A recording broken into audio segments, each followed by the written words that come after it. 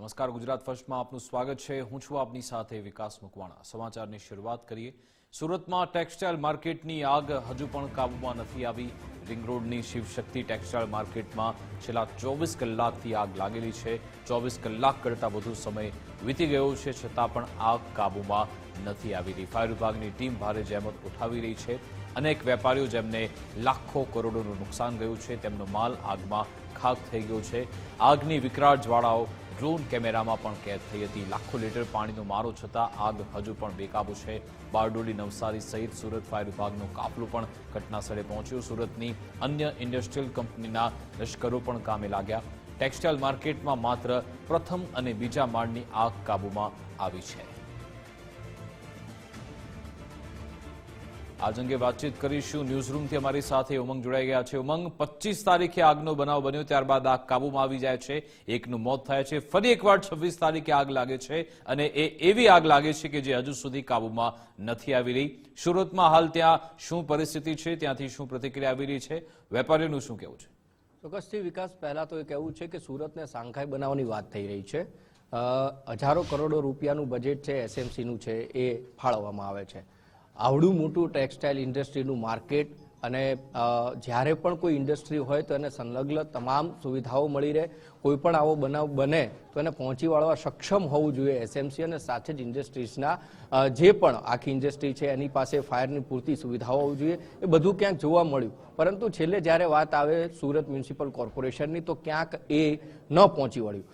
જ્યારે હજારો કરોડ રૂપિયાનું બજેટ હોય અને એની આસપાસ જે દબાણો થયા હોય કે જે ટેક્સટાઇલ માર્કેટ છે એની અંદર ભોંયરામાં જે દુકાનો બની હતી, જે પ્રમુખ હતા એમનું પણ કહેવું હતું કે ભોંયરામાં જે દુકાનો હતી અને ત્યારબાદ જે આગ પ્રસરી, વેન્ટિલેશન ન હોવાના કારણે આગ પ્રસરી, આ બધું થયું, પરંતુ એ માટેના જવાબદાર વ્યક્તિઓ કોણ? તો છેલ્લે નામ આવે એસએમસી. ગૂગલ અર્થના માધ્યમથી આપણે સમજીએ કે આખું જે માર્કેટ હતું એ માર્કેટની માત્ર બહારની સાઈડ એક મેઇન રસ્તો પડે છે. આ જે મેઇન રસ્તો છે હનુમાન મંદિર લખેલો આપ જોઈ શકાય છે કે આખો આ મેઇન રસ્તો છે. હવે અહીંયાથી લઈ અને અહીંયા સુધી અહીંયા ફાયરની ગાડીઓ આવી જાય છે. આ બીજી જગ્યા છે. અહીંયા એક ખાલી ખુલ્લો પ્લોટ દેખાય છે.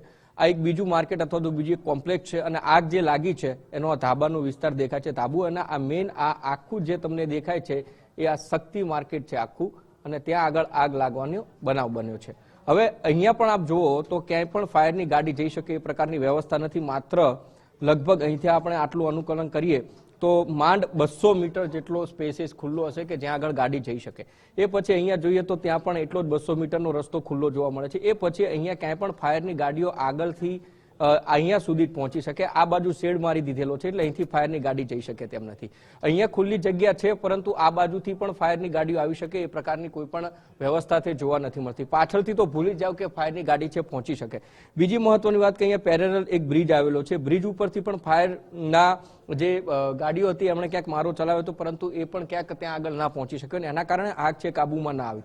એક અને એક અહીંયા એક આ જગ્યા છે કે જ્યાં પેરેલલ ખુલ્લી જગ્યા મળે છે, જ્યાંથી લગભગ અનુકલન કરીએ તો 900 મીટર જેટલું ડિસ્ટન્સ થઈ શકે છે.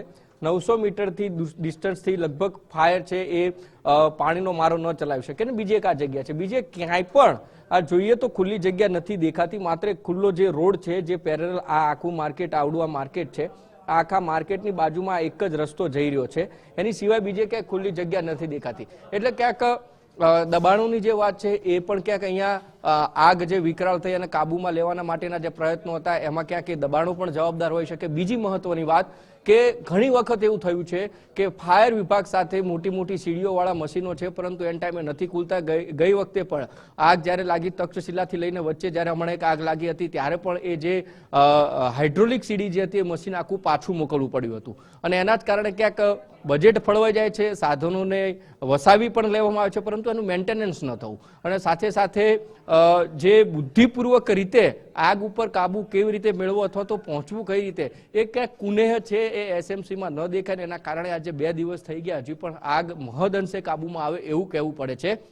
અને એના કારણે ક્યાંક ને ક્યાંક કરોડો રૂપિયાનું નુકસાન છે એ વેપારીઓને થઈ રહ્યું છે. આપણે સુરતને સંઘાઈ બનાવીએ, પરંતુ એના પેરેલલ આપણે સિસ્ટમ પણ એ પ્રકારે વિકસાવવી પડશે કે આવી કોઈ મોટી આગ લાગે અથવા તો કોઈ બીજા પ્રકારની ઘટના બને તો એને આપણે કેવી રીતે પહોંચી શકીએ. આપણે અહીંથી પ્રવાસ લઈ જવામાં આવે છે. એસએમસી હોય, એએમસી હોય કે અન્ય કોઈ પણ મ્યુનિસિપલ કોર્પોરેશન હોય, ત્યાંના કોર્પોરેટરો, અધિકારીઓ, પદાધિકારીઓ છે એ બધા વિદેશમાં જાય છે. અમદાવાદમાંથી પણ ગયા હતા કાશ્મીરમાં ગયા હતા. એ જ રીતે સુરતવાળા પણ અન્ય જગ્યાએ પ્રવાસમાં જાય છે, કારણ કે એનું બજેટ ફાળવવામાં આવે છે. એ બીજા દેશો, બીજી સિટીઓમાં કયા પ્રકારનું પરિવહન છે, ત્યાંની વ્યવસ્થા કેવી છે, ત્યાંની સિસ્ટમ શું છે, ત્યાં આવી કોઈ ઘટના બને તો કઈ રીતે પહોંચે છે, બધું જોવા માટે મોકલે છે.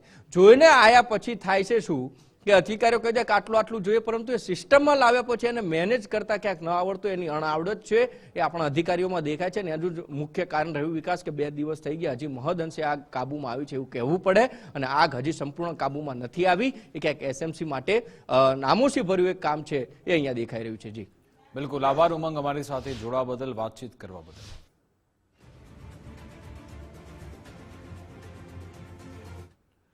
સુરત ટેક્સટાઇલ માર્કેટમાં લાગેલી આગ મામલે મોટા સમાચાર પ્રાપ્ત થઈ રહ્યા છે. મુખ્યમંત્રી ભૂપેન્દ્ર પટેલ આ સમગ્ર મામલા પર નજર રાખી રહ્યા છે. તેમણે આગની ઘટનાનો આખો રિપોર્ટ મંગાવ્યો છે. કાપડ માર્કેટની આગ પર સરકારની સતત નજર છે.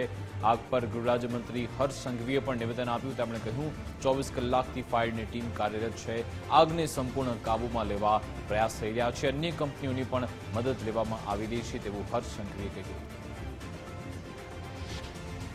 મારી મિટિંગની અંદર જે પહેલી જે પ્રાથમિક માહિતી આવી છે એ પ્રકારે દુકાનો બંધ હોવાના કારણે એક પછી બીજી દુકાન, પણ છાપરાઓ જે આગળ બંધ હોવાના કારણે પાણી બી અંદર સુધી પહોંચાડવું બહુ તકલીફ પડી રહી હતી. પરંતુ આપ જોઈ શકો છો કે છેલ્લા 24 કલાકથી આપણી ફાયરની ટીમ બી ત્યાં ને ત્યાં જ છે અને બધા જ અધિકારીઓથી લઈને ચૂંટાયેલા પ્રતિનિધિ, મેયરથી લઈને સ્ટેન્ડિંગ ચેરમેન, બધા જ લોકો ત્યાં ને ત્યાં જ હાજર જ છે. પરંતુ ક્યાંક ને ક્યાંક આ આગનો જે ભયાનક સ્વરૂપ હતો તો એને કંટ્રોલમાં લાવવું એ બહુ તકલીફ પડી રહી છે. પરંતુ હમણાં 2 કલાકથી એ આગને થોડું ઘણું કંટ્રોલમાં આવી છે એવું પ્રાથમિક માહિતીમાં આપ્યું છે. મુખ્યમંત્રીશ્રીએ બી રિપોર્ટ માંગેલા હતા સૌ અધિકારીઓને અને આજુબાજુની જે કંઈ બીજી વ્યવસ્થા હોય તે બી, પરંતુ જેટલી જગ્યા ત્યાં ફાયરની ટીમ ઊભી રહી શકે એટલી જગ્યાઓ પૂરતી બંબાઓ અને બીજી જે કંઈ વ્યવસ્થાઓ છે એ કરી લેવામાં આવેલી હતી. આપ જોઈ શકો છો કે ફાયરના બી જવાનો એની અંદર ઘાયલ થયા છે અને અનેક તકલીફોની વચ્ચે બી તમામ લોકોને જોડે મળીને આ આગ કઈ રીતે કંટ્રોલમાં લાવી શકાય તેની પ્રક્રિયા ચાલુ છે. ખૂબ તકલીફવાળો સમય છે, કારણ કે આ વેપારી રાત દિવસ મહેનત કરીને અચાનક જે મહેનત કરતા હોય છે ને એના પરથી એમને પોતાનો આખો ઉદ્યોગ ઊભો કર્યો છે. એમાં અચાનક રાતોરાત આ તકલીફ આવી જાય, એ તકલીફ સહેવાની બહુ તકલીફ છે. એટલે ક્યાંક ને ક્યાંક એ લોકોને બી ખૂબ મોટી તકલીફ પડી રહી છે, પણ એમને કઈ રીતે સહયોગી થઈ શકાય તે માટે રાજ્ય સરકાર કામગીરી કરી રહી છે. સુરત ટેક્સટાઇલ માર્કેટમાં લાગેલી આગમાં વેપારીઓને કરોડોનું નુકસાન થયું છે. ટેક્સટાઇલ માર્કેટના વેપારીઓને HCCCI મદદ કરશે. વેપારીઓ માટે હેલ્પ ડેસ્ક પણ શરૂ કરવામાં આવશે. જે વેપારીઓનો વીમો હશે તેમને વીમો અપાવવામાં મદદ કરાશે. વેપારીઓના ફોર્મ ભરવાથી ડોક્યુમેન્ટની પ્રક્રિયા ચેમ્બર કરશે. વેપારીઓને ઇન્સ્યોરન્સના પૈસા ઝડપથી મળે તે દિશામાં પણ મદદ કરવામાં આવશે. અહીંયા જે શિવશક્તિ માર્કેટમાં જે આગ લાગી છે, ફાયર થયું છે, 834 દુકાનો ઇફેક્ટેડ થઈ છે. દરેક દુકાનને કંઈક ઓછું વધતું નાના મોટા અંશે નુકસાન થયું છે અને દરેકના ઇન્સ્યોરન્સ પણ હશે. જેના ઇન્સ્યોરન્સ હશે અમે એક ચેમ્બર દ્વારા હેલ્પ ડેસ્ક ખોલવાનું વિચારી રહ્યા છે અને ખોલવા જઈ રહ્યા છે કે જેમાં આ વેપારીઓને સાચી સલાહ મળી શકે અને એ લોકોનો વ્યવસ્થિત સર્વે થઈ શકે. એના માટે એક એવું ફોર્મેટ અમે ફોર્મ બનાવીશું કે જેના માટે એમને જે ડોક્યુમેન્ટ્સ જોઈતા હોય તે ફોર્મેટમાં વન સ્ટ્રોક એ લોકો ડોક્યુમેન્ટ્સ આપી શકે, જેથી કરીને ધક્કા નહીં ખાવા પડે ને વહેલું સર્વે થાય ને બને એટલા વહેલા પૈસા એ લોકોને રિલીઝ થાય એવું અમે ચેમ્બર ઓફ કોમર્સના માધ્યમથી કરીશું.